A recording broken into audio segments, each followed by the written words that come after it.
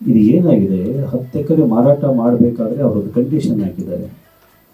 2 point ನೀವು ಗಮನಿಸಬೇಕು. 10 ಎಕರೆ ಮಾರಾಟ ಮಾಡಬೇಕಾದ್ರೆ ಈ ಮಾರಾಟಗೊಂಡಂತಹ ಹಣವನ್ನು ಸ್ಟುಡಿಯೋ ಅಭಿವೃದ್ಧಿಗಲ್ಲದೆ ಬೇರೆ ಏನಕ್ಕೆ ಬಳಸ್ಕೊಂಡ್ರು ಕೂಡ ಇದನ್ನು ಕಾರಣ ಕೊಡದೆ ಮುಟ್ಟುಗೋಲು ಹಾಕ್ಕೊಳ್ಬೋದು ಅಂತ ಒಂದು.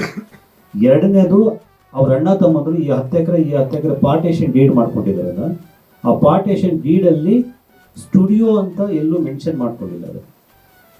ಕೊಟ್ಟಿದ್ದು ಸ್ಟುಡಿಯೋಗೆ ಅಲ್ವಾ, ಬಟ್ ಇವರು ಪಾರ್ಟೇಷನ್ ವಿಭಾಗೀಯ ಪತ್ರ ಮಾಡ್ಕೋಬೇಕಾದ್ರೆ, ಅಣ್ಣ ತಮ್ಮಂದರು ಭಾಗ ಮಾಡ್ಕೋಬೇಕಾದ್ರೆ ಸ್ಟುಡಿಯೋ ಅಂತ ಒಂದು ಪದನೂ ಬಳಸಿಲ್ಲ ಅದರಲ್ಲಿ.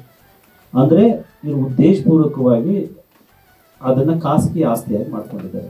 ಮೂಲ ಉದ್ದೇಶದಿಂದ ಅದು ಭಾಳ ದೂರ ಹೋಗಿರೋದ್ರಿಂದ ಸರ್ಕಾರಕ್ಕೆ ಯಾವಾಗಲೂ ಹಕ್ಕು ಇದ್ದೇ ಇರುತ್ತೆ. ನೀವು ದುಡ್ಡು ಕೊಟ್ಟು ತಗೊಂಡ್ರೂ ಕೂಡ ರಿಯಾಯಿತಿಯಲ್ಲಿ ತಗೊಂಡಿರ್ತೀವಿ.